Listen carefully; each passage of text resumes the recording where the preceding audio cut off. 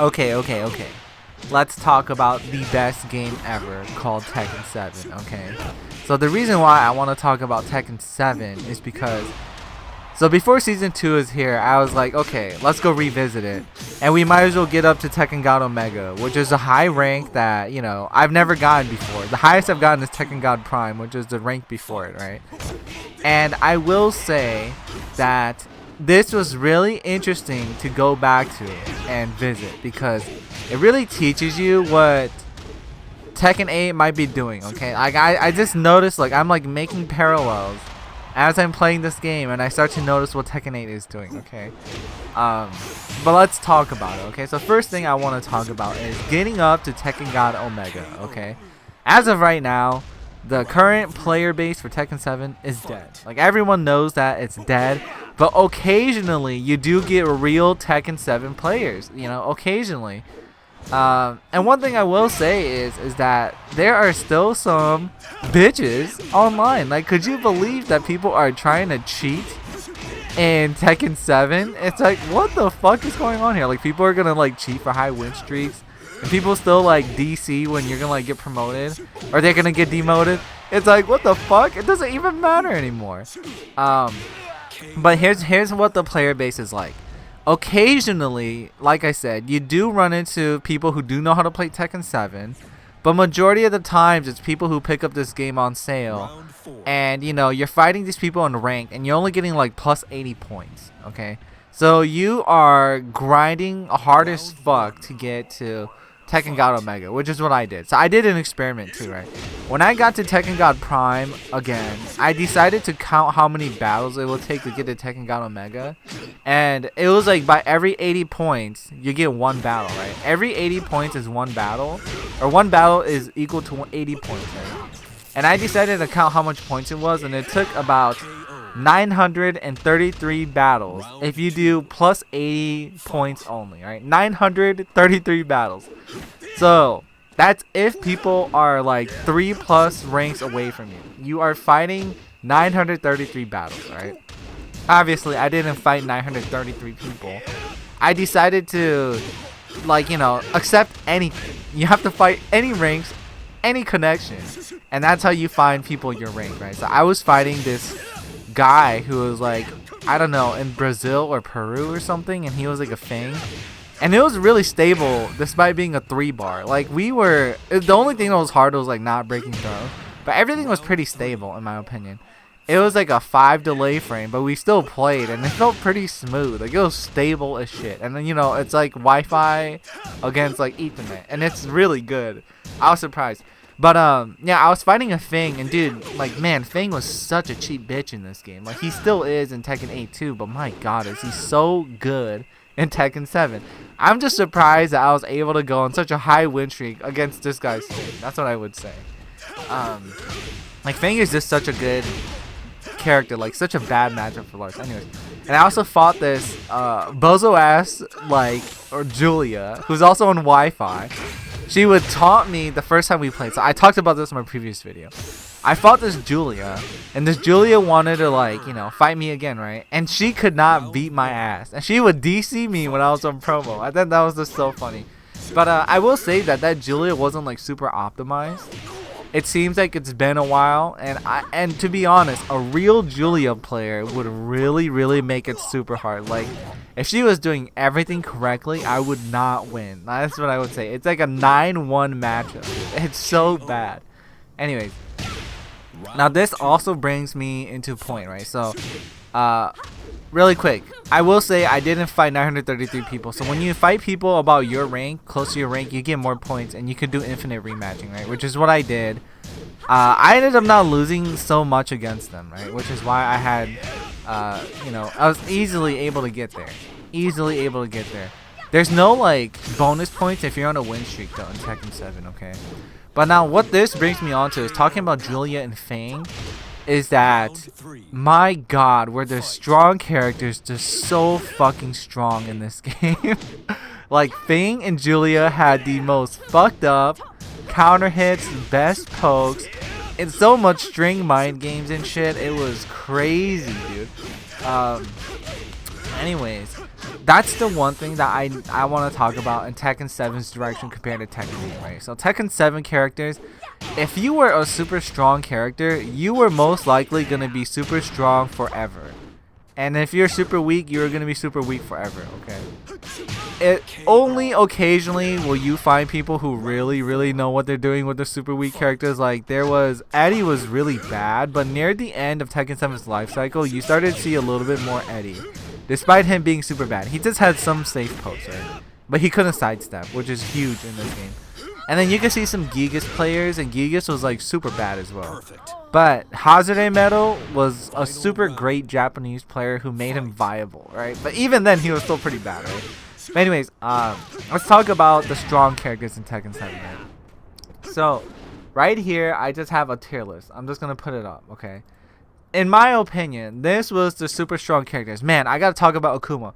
Akuma was so strong, right? For people who have never played against Akuma or Geese, pretty much if they get like a counter hit duck jab on you, you might be dead. That's all. That's all they had to do.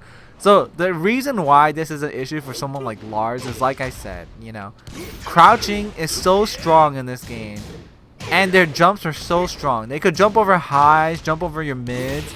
So anytime you try to start your game, like if you wanted a jab to get your +1 to get started, they could just beat you and counter hit jab you. And then once they did that, as long as they have meter, you're like fucked. You know what I mean?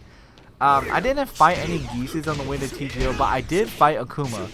And I was fighting Akuma, I think he was in like Greenland or the EU or something. It was super bad. And it was like unreactable. I could not duck his strings because it was just so delayed.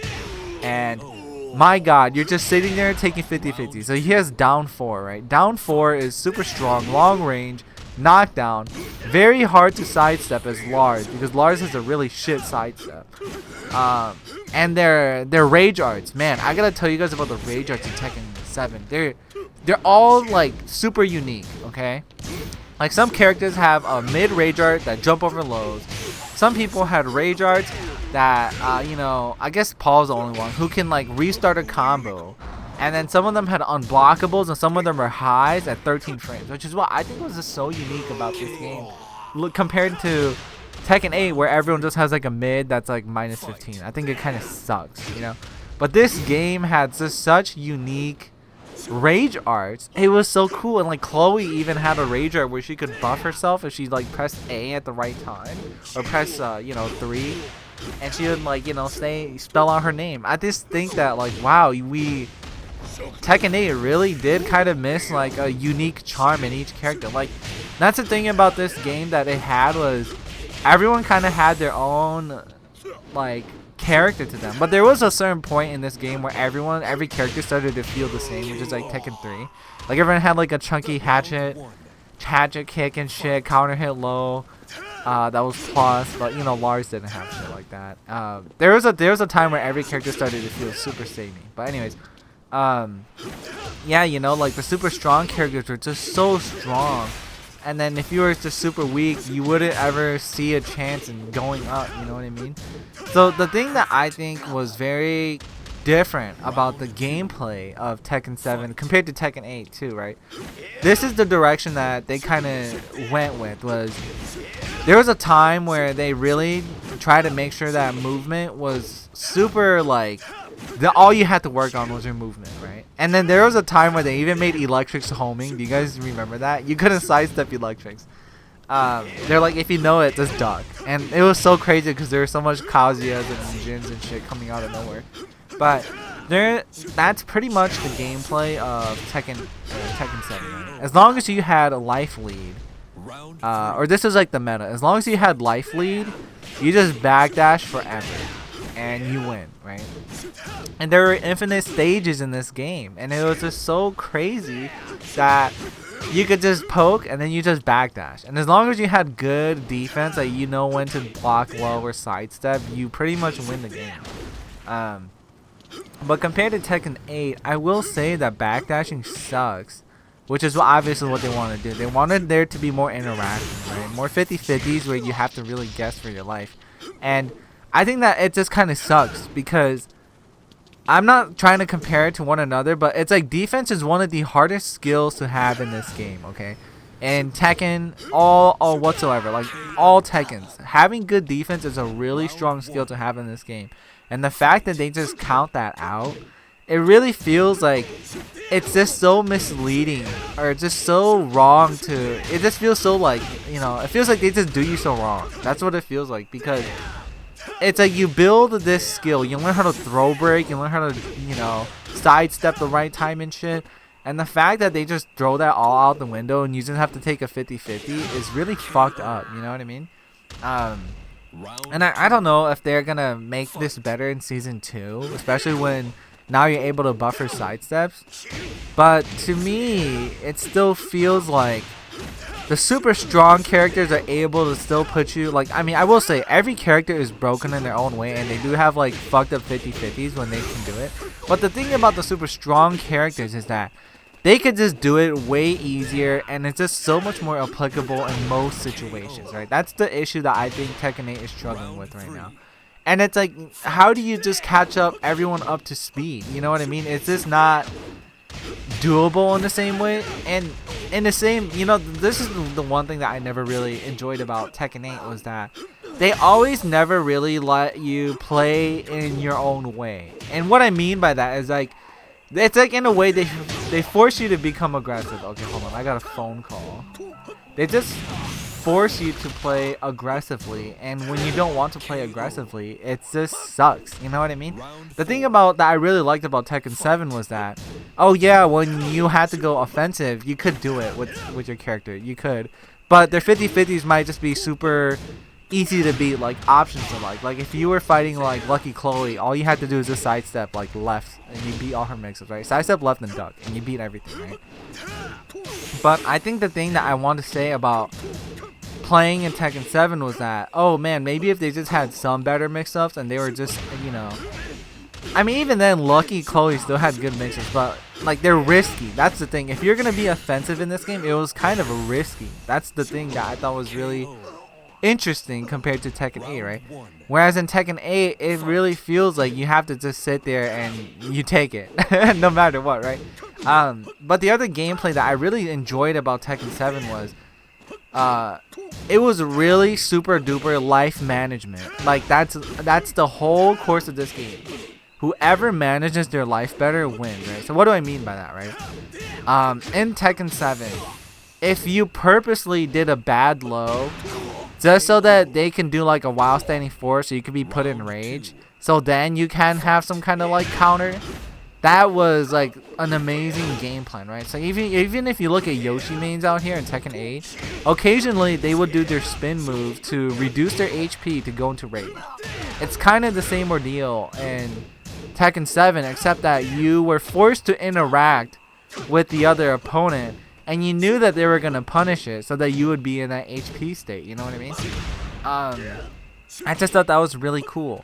And rage drives, you know, obviously some characters' rage drives are better than others, which is kind of like the heat smash in this game, right? So imagine if you couldn't activate a heat smash until you had rage.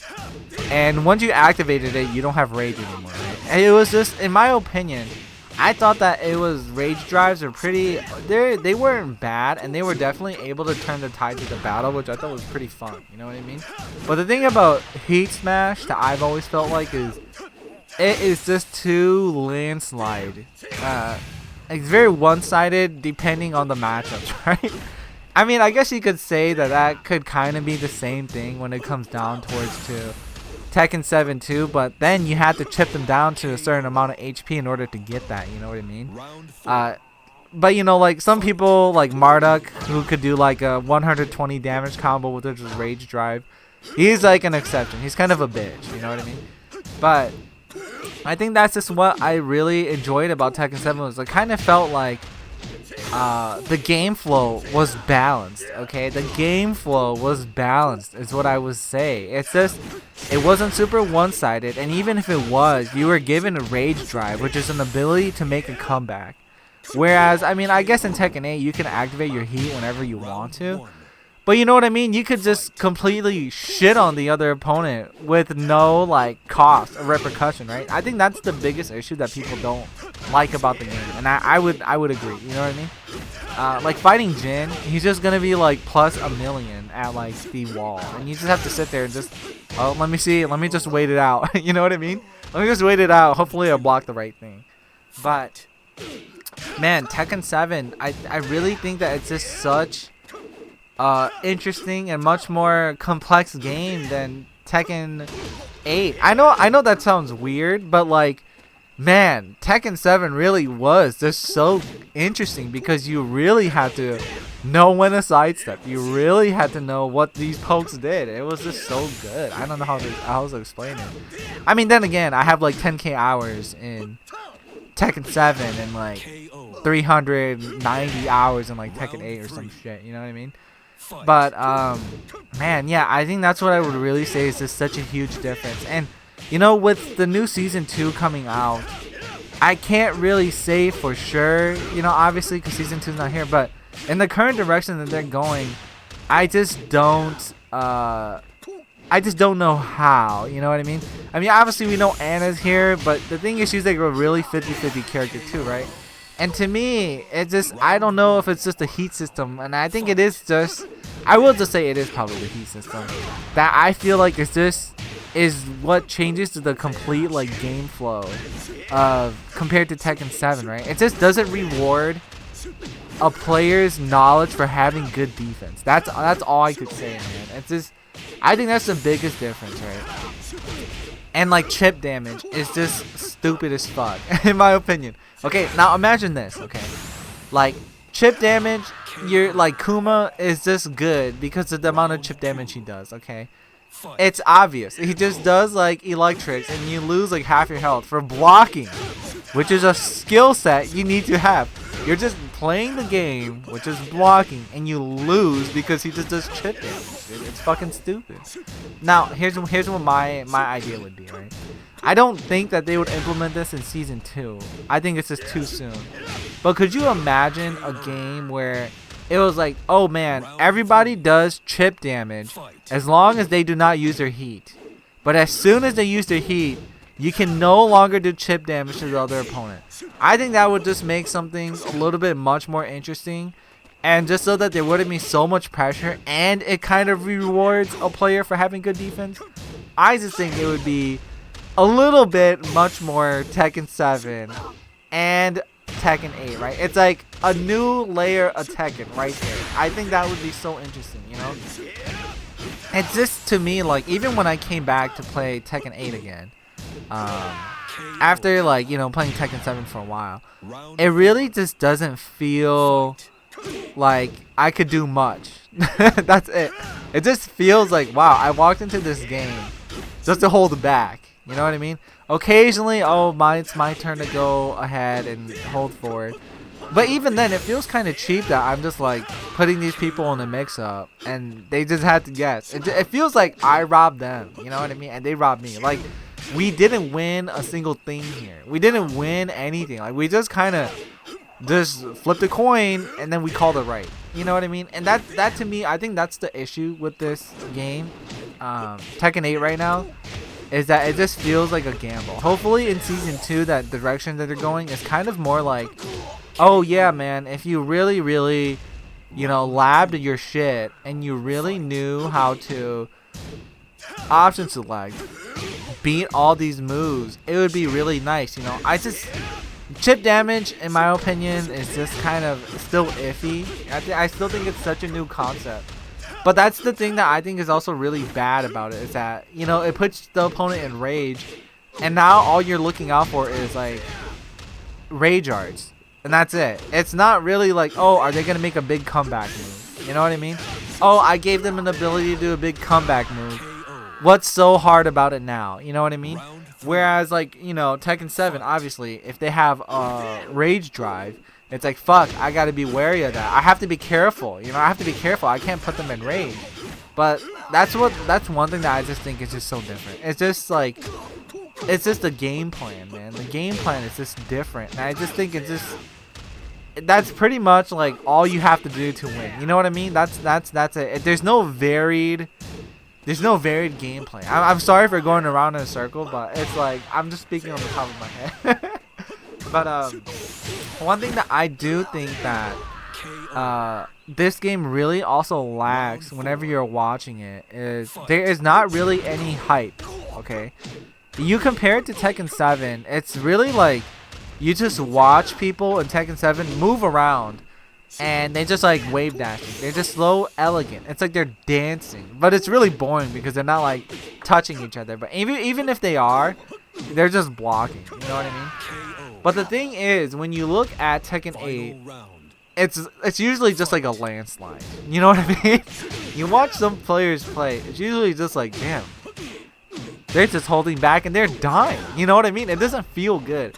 It feels almost like when you just, you know that one Simpsons episode where they're like, you know, they're crying and they're like, oh my gosh, he's dying or whatever. I don't remember what it was, but you know, they're just crying and he's just getting his ass beat, dude. It's not really cool to watch it. It just doesn't feel as entertaining as I think the devs thought it would be, because when they watch Tekken 7, it's really like move around, nothing happens, you know.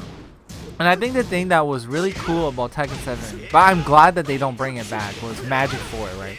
Magic 4 is like the throws of Tekken 8. If you knew when to throw it out, you could get like a huge combo, and it was so sick, you know what I mean? I mean, it wasn't really cool if you're receiving on the other end, but it was like, oh man, that shit came out and it fucked him up, you know what I mean?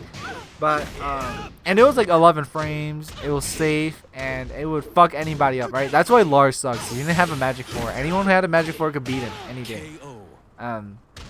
Anyways, yeah, man, they had Magic 4s and everything, but the thing about Tekken 8 is that, like, even then with these throws and, you know, some characters don't counter hit Magic 4, you don't ever see that shit coming out ever in this game. It's really just like you just see someone taking a mix-up, and that's it, and you're just like, oh wow. That was cool, I guess. So I don't know what else to say other than, like, man, it kind of fucking sucks to watch it. Hopefully things change in Tekken 8. The other thing that I don't know if I touched upon was Slow-Mos, right? In the hype, like, or the, you know, top of the battle, there's no such thing as Slow-Mos in Tekken 8. Like, very rarely do Slow-Mos happen, right? It's just that recoverable health doesn't let you do any kind of fucking Slow-Mo.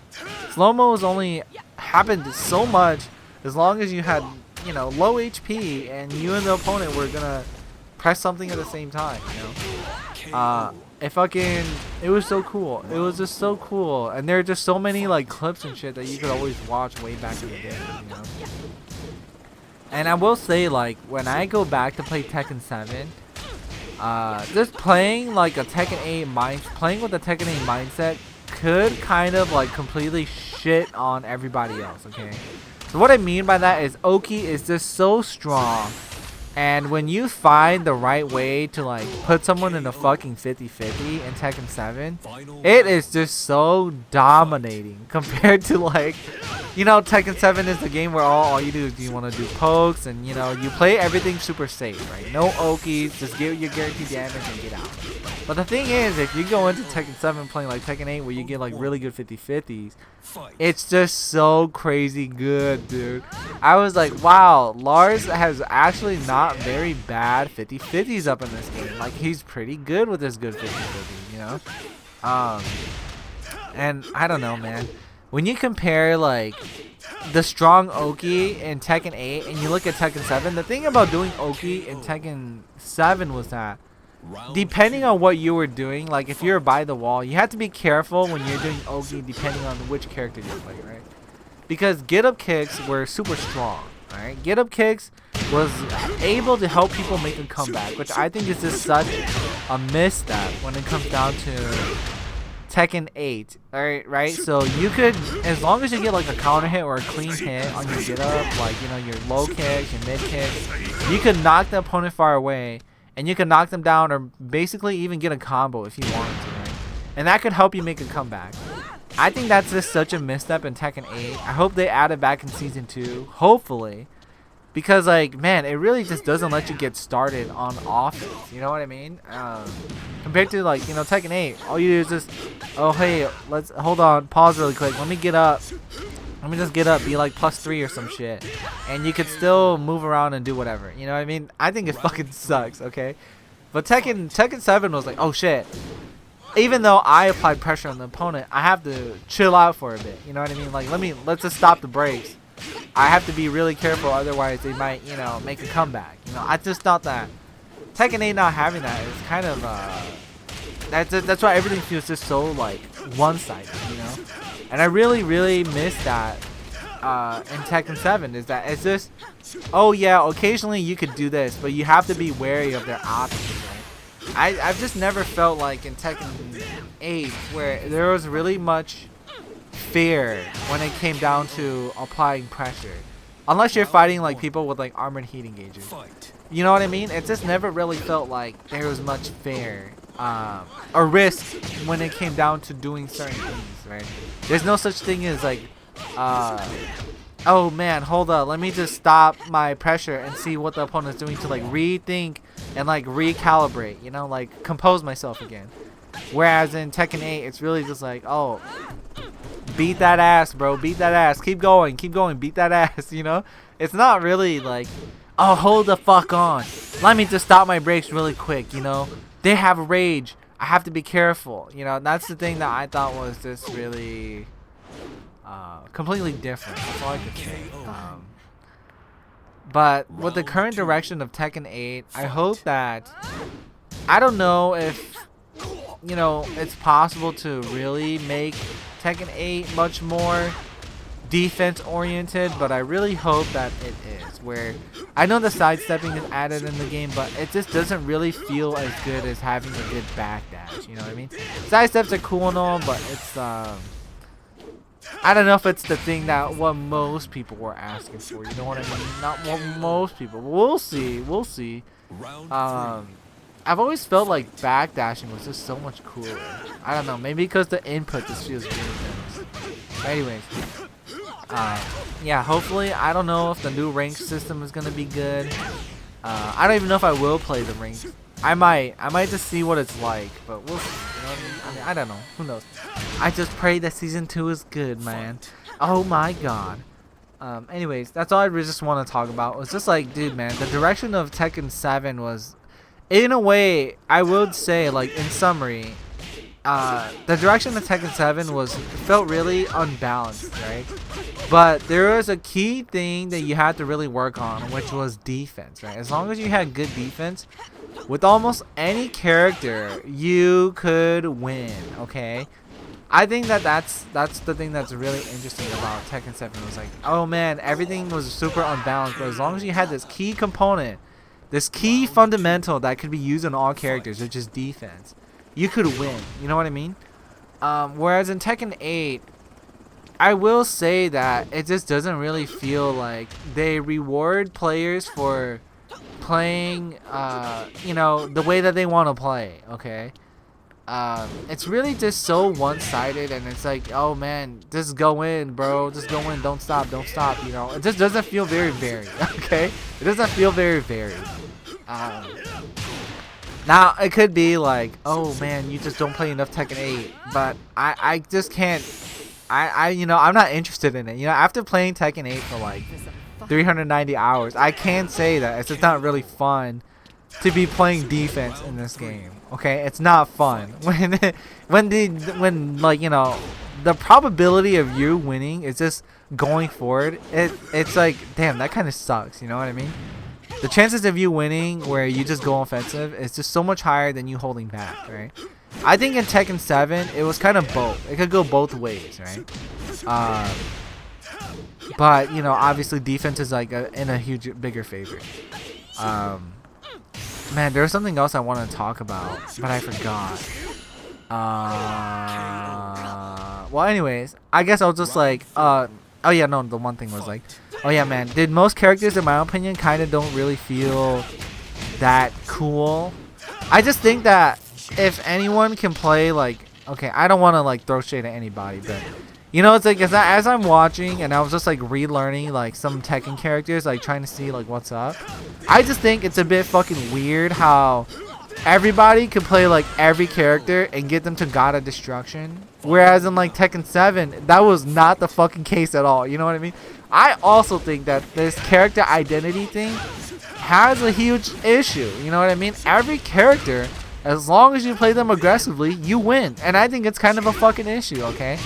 I was gonna say that their rage arts had to be unique, but I was like, wait a second. You know, like, that's not the case. I don't think they could change everyone's rage arts in Season 2. It's not possible. But that's my issue that I think I see with Tekken 8, okay?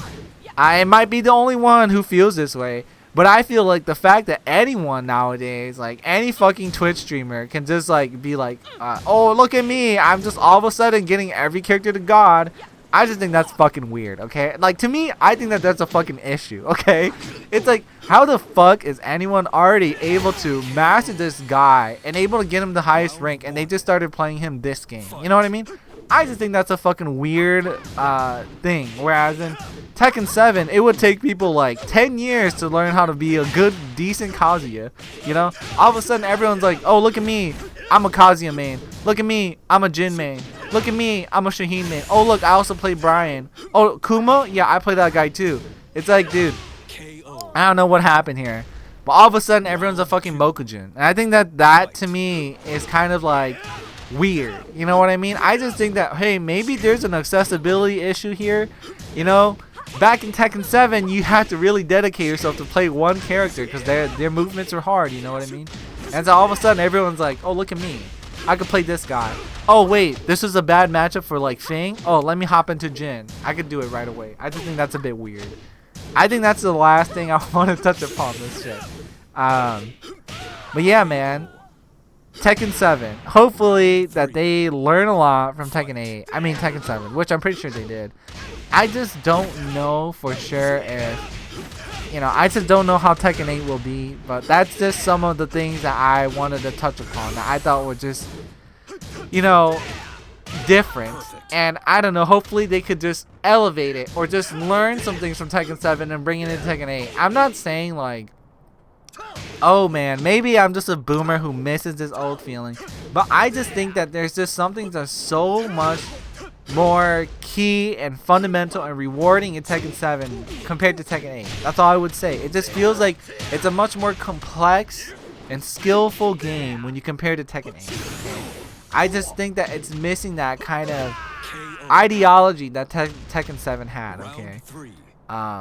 Just one last thing, I will say, like, I think the reason why Tekken 7 feels so good is because they really put their everything into this game, okay? If you guys didn't know, Tekken 7 was supposed to be the last entry in the Tekken series. And it just so happened to be doing so well that they were able to make Tekken 8 out of it, okay?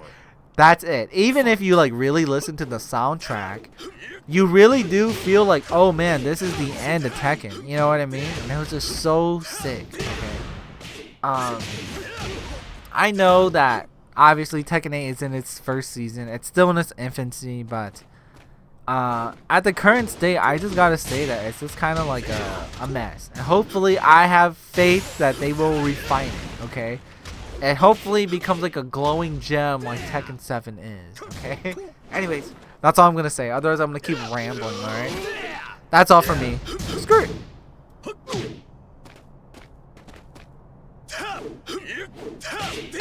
KO.